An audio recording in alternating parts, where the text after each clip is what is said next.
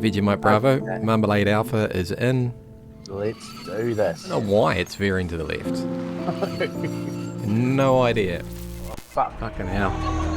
That's Don't not good, move. Dan. I'm not moving, Stay Dan. still. I'm too scared. I'm too scared to move. It's awful. Oh. If you've ever clicked on a Scum video and seen players with big bases beating bunkers and kill boxes, well, I'm here to give you a reality check. Because like you, I'm on and off servers constantly. I'm as inconsistent in-game as you are in the bedroom. Remember, I'm talking about you, not me. That applies to you. What's that, darling? That does apply to you. Darling, I'm trying to record here. Note to self, remember to cut that out before posting this video. So here is 40 hours of gameplay in 2 inconsistent weeks where I'll show you why I repeatedly rage quit and question my own sanity. Is this game genius, or just some screwed up, open world, arse and ball busting simulator? Watch and make up your own mind.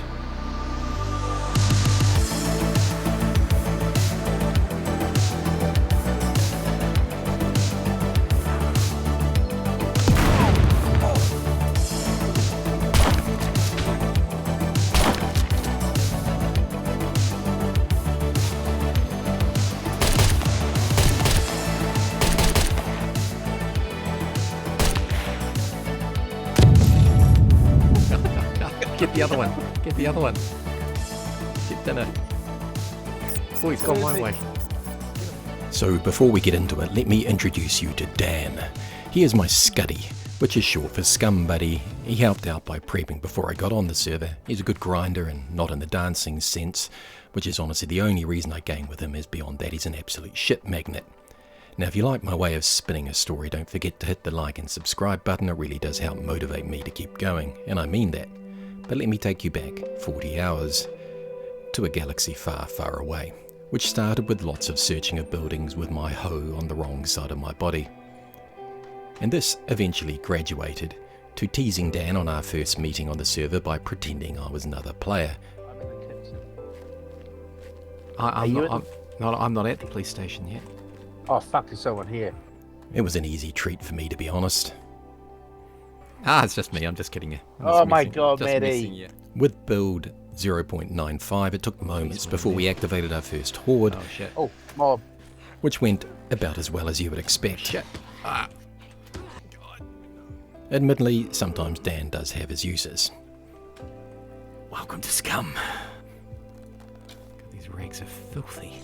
It's gotta be Absolutely him, isn't it? filthy. It was apparent that multiple zombie hits to the chest tend to get infected. Who knew? And infections were a real thing. After battling the horde, we got back to searching, which is early Scum gameplay, and lying around, and then I shared profound insights with my Scuddy. And it's good to see that the infections here and the way it is forcing us to do things, it's changing our gameplay, and it's changing the way you approach the game. The approaching death by infection saw us seek out what looked to me like a New Zealand hospital, and yes, this is better than the real world. There's only one song. Oh, I've got iodide antibiotics, got them. Me too. But our clumsy approach saw more hordes activated. Bastardos. Say that, Manny. Run, Dan. Nice. Shit. Ah! No, no. Hits.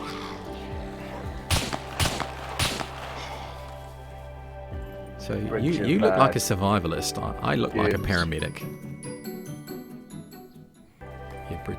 See? Yeah. But you are incredibly colour coordinated from your boots, pants. I am. See?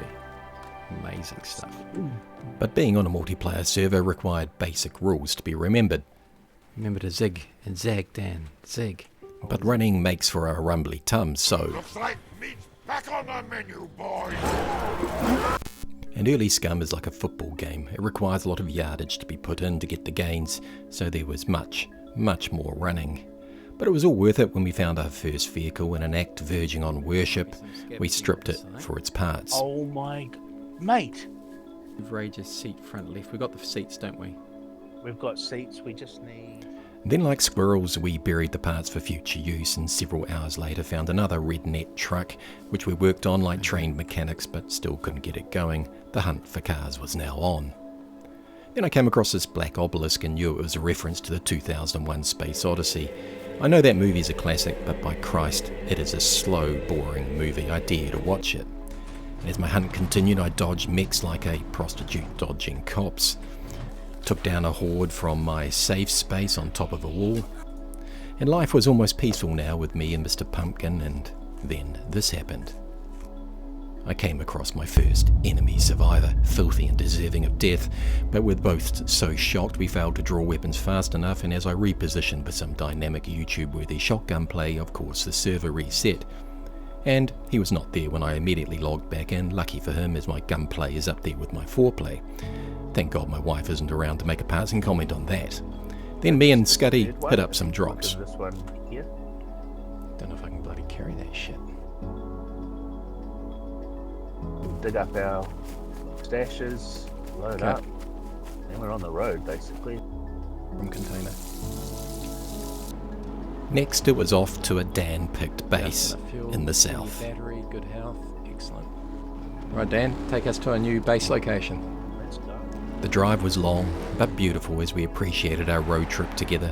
Buddies, starting off on a great adventure.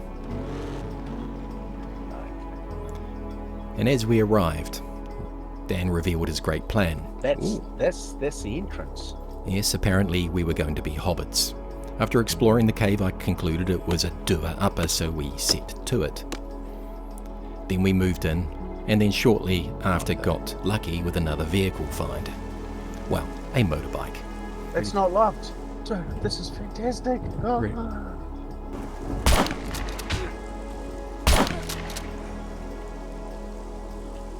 You shot me, Maddie.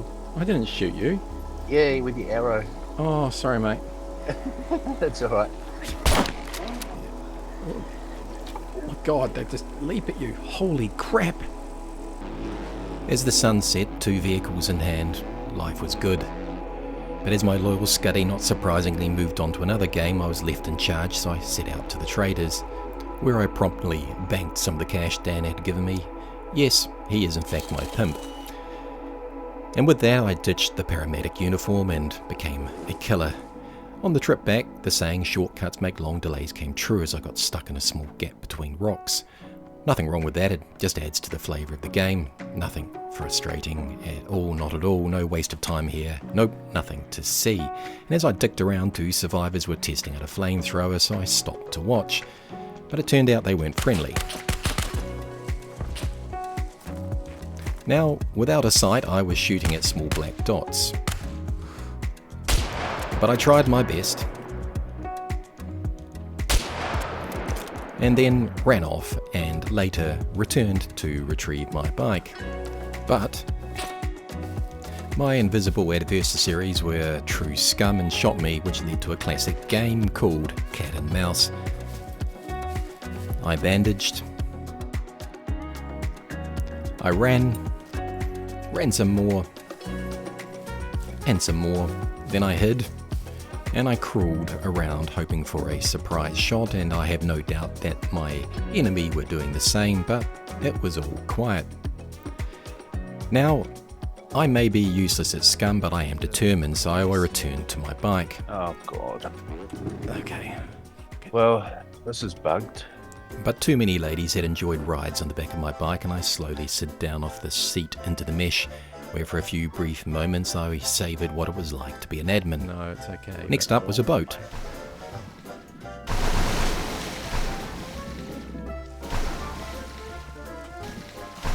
Oh, and I'm going to wait for you. So I'm going to head to the coast in a minute, and I'll wait for you there.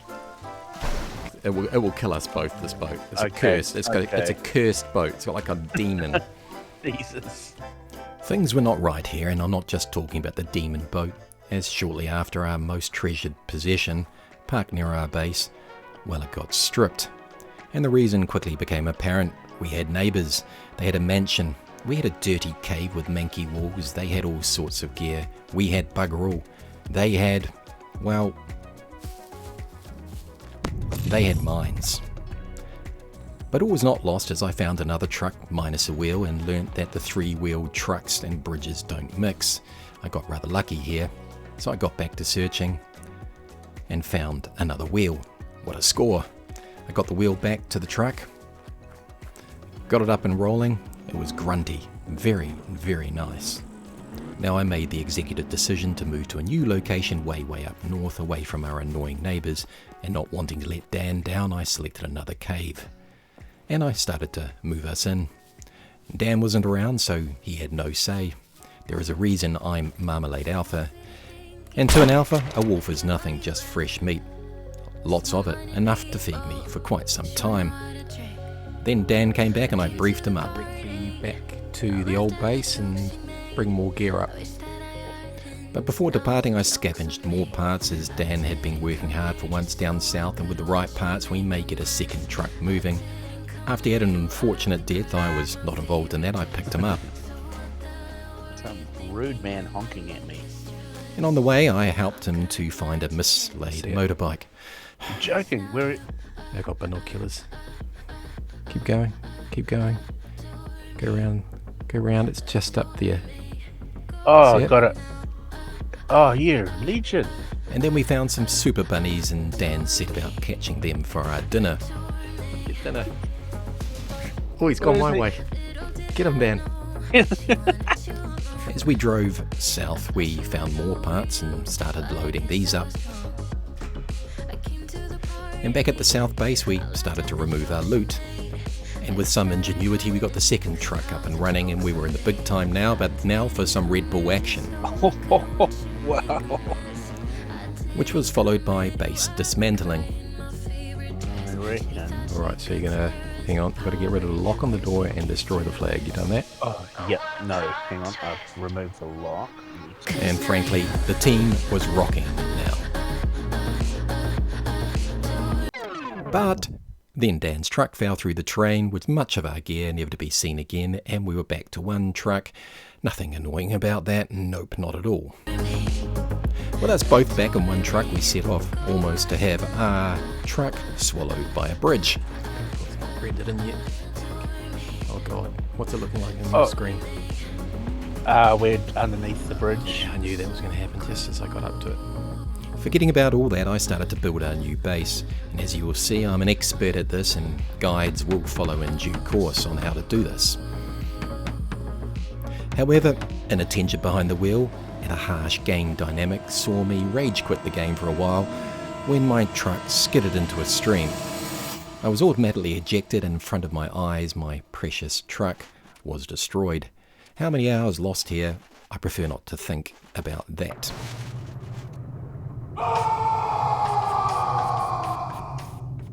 Fortunately, I love running, so headed into the big north city for more, well, you know, looking for cars.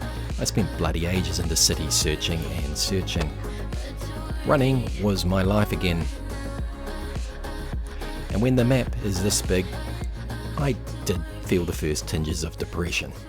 But I held my head high and focused on cop shots looking for the good loot, and this almost cost me my life.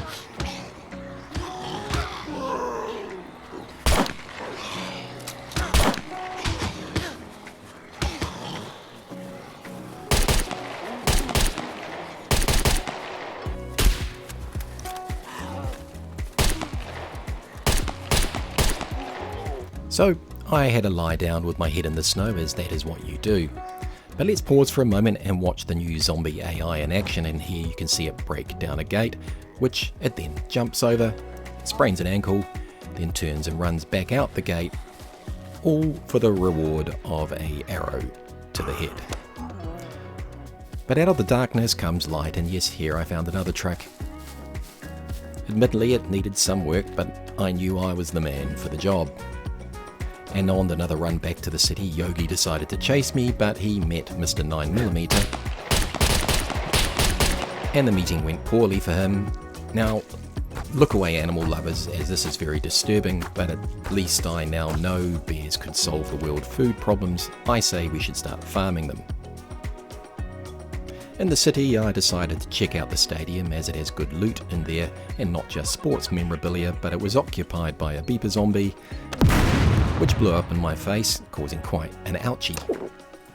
After rehydrating outside, pretending it was half-time, I went back in to claim my prizes, which turned out to be questionable at the very best. then this happened. I found a Leica, which if you use that word in a sentence, it is a puppet is like a zombie. That's good English right there. Under the hood it looked good, so I commenced hours of searching, hours and hours all over the city. And at night there was always our new home, lovely, little and peaceful. And on a trip into the snow I decided to check out a patrolled prison. I scoped it out with my handy dandy binos, then made my dazzling run, only pissing off one sentry, which was not bad really, followed by a quick dash inside, where I went to have a look in the attic, but I found it to be occupied. Nope, not going up there, so I went down to the basement, picked some locks, quite a few locks, and found some, I'd like to say great loot, but it wasn't what I was after. But to be honest, beggars can't be choosers.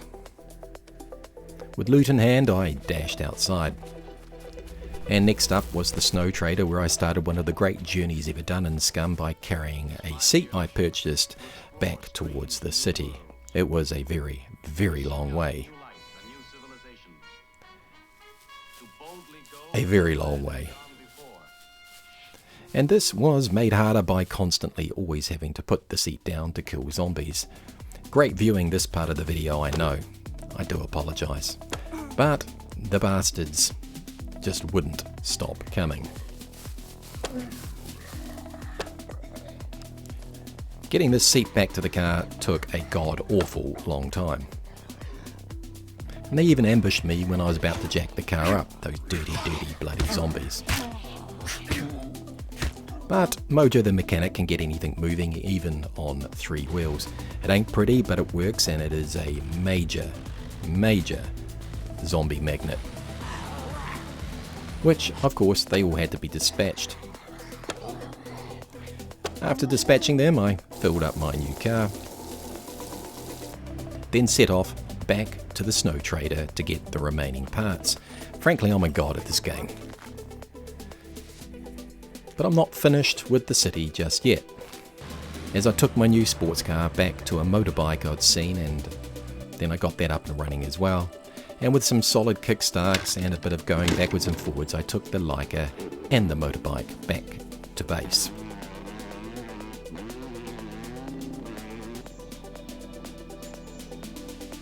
But I knew that drops were where the good stuff was, so I knocked off a whole pile of Zeds that were protecting it, got in, and worked my magical fingers on the locks, and started to loot up. Food, that's some good stuff there. And I will never say no to some good bow stuff. But I'd not forgotten about that truck, so Mr. Leica and I went for a visit, and I worked my now famous hands on it. I filled it up, and at this point, my Scuddy came back. Good morning. Morning, Dan. How you going? Right, Yeah. let's get you out of here, Veg, my brother. And after another pickup, he was taken to Mr. Truck, where he showed me his driving skills. It's not exactly stable. But now, my friends, look at it. It is time for what I call next level gaming.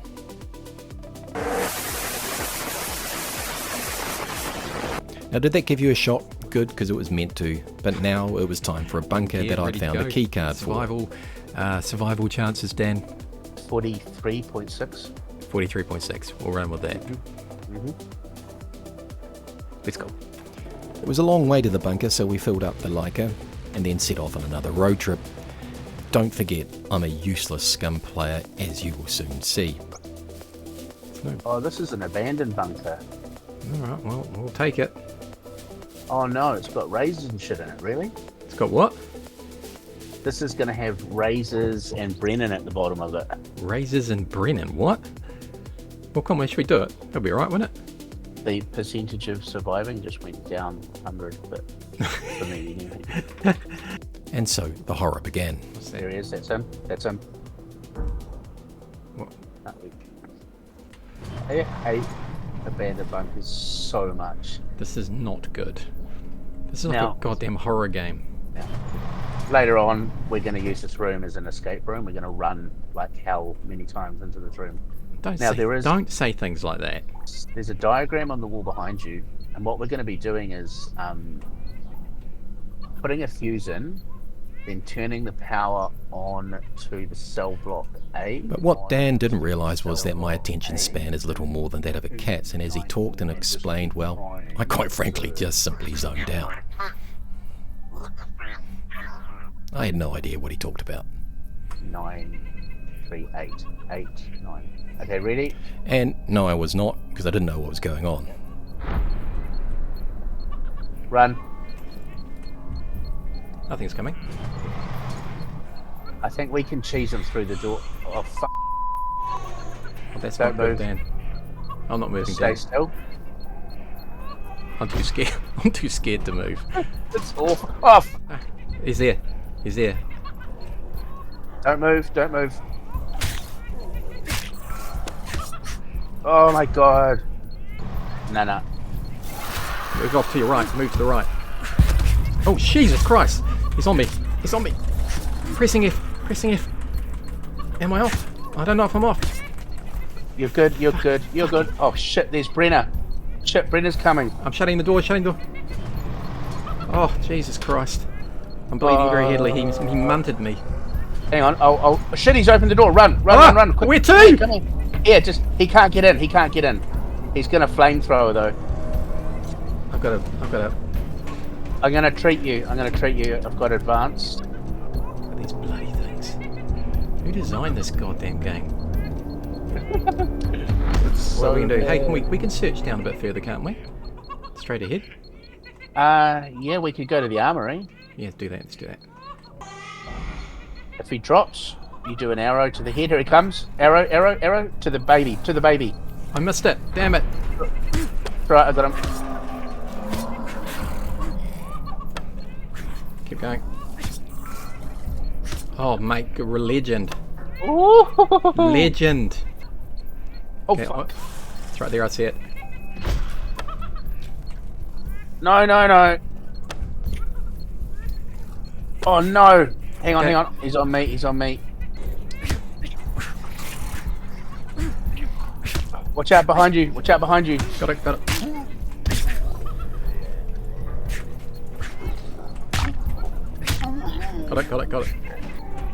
Yeah, it's all out of control here, mate. It's getting well out of control. Behind you! Oh shit, he's on me! It's on me. Oh, Got him, legend. Have you got any other bandages? Mate, there is every chance I'm going to run out of bandages. We've got to get out. I've got... Now we have to get out. Should we try and get out of here? Yes. Very quietly. Get me out of here, Dan. Get me Now, out. scary. Oh, I didn't like that. As soon as you said things dropping down from the ceilings, and I was like, okay, I didn't want to come here. I was not mentally prepared for that. No. After that mini horror game, Dan headed north and I retrieved another bike we had stashed down south. I filled it up and then took it for an insane blat up to the Dan, which I snuck around and found little good, but then proceeded to really annoy the sentries to a next level of rage.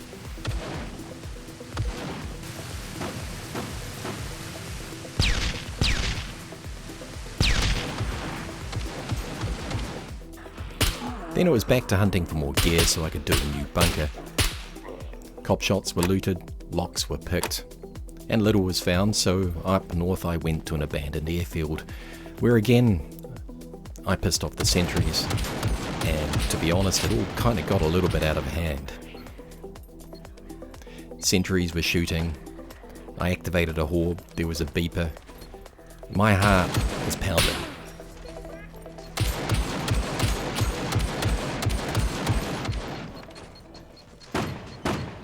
But where there is doubt and uncertainty found, you can always get your way out of it by dispensing with a hail of bullets. I found it always helps.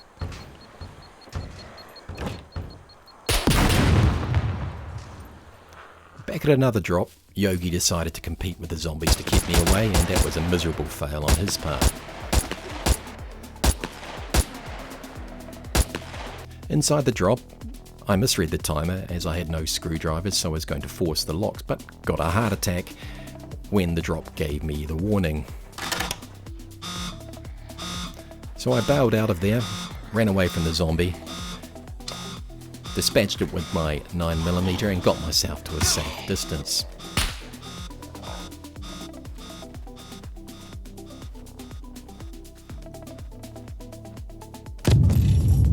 But it wasn't a safe distance. And when I got back to my body, all my gear had been destroyed. That was a bit of a stupid mistake.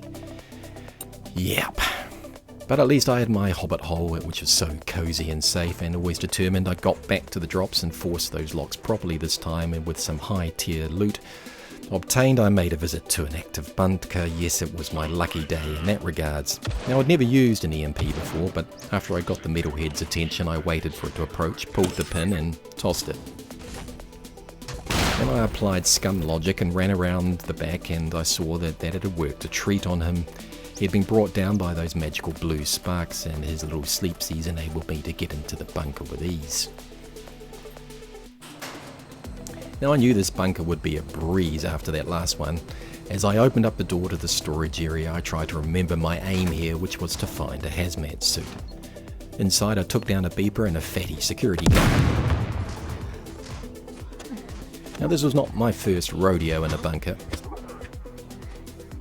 so I knew where to go to find the hazmat locker, and with a wave of my magic wand, in which truthfully was about 20 lockpicks, I recovered my yellow M&M suit. And with my suit stored safely away, I gave up all pretense of a quiet exit and decided to put my firepower to good use and simply blast my way out.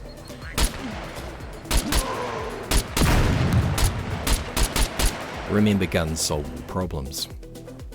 Few injuries aside, I felt that went pretty well. So next up it was Chernobyl, which I made short work of getting to in my redneck truck as I blasted up north, ignoring all the road rules. And inside the red zone, I put my pickup to good use and lured out the guards and scientist zombies looking very, very flash in their suits. But what was I doing here? Well, I was here to look into the pits of hell. I was going to look down into the reactor core and see what no other had seen. I'd not managed to do this before. I had no idea how to get there, so my adventure involved lots of going upstairs, lots of walkways, and ladders. I figured that going upwards was the answer, so there were more misty stairs which were climbed, and then more stairs which ultimately led to a hallway. And with a quick twist of a doorknob, I was miraculously within reach of my goal. Honestly, I had no idea I was going to get to this place. This was some insane luck. There was the fire, and there was my goal. I first tried the direct approach and jogged over a concrete beam, but as I got up onto the ledge I couldn't quite see down. That was not good enough, so Mr. Yellow M&M then tried going higher, which almost ended up in disaster.